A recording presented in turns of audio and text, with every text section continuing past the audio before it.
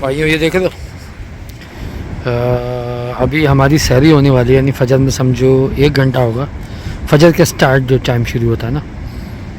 और ये दरख्त कहाँ गया हुआ है 70 किलोमीटर की रफ्तार से।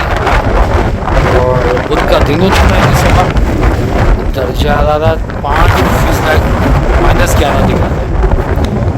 तो ये हुआ दरख्त का हालना, इतनी हवा चलती है यहाँ।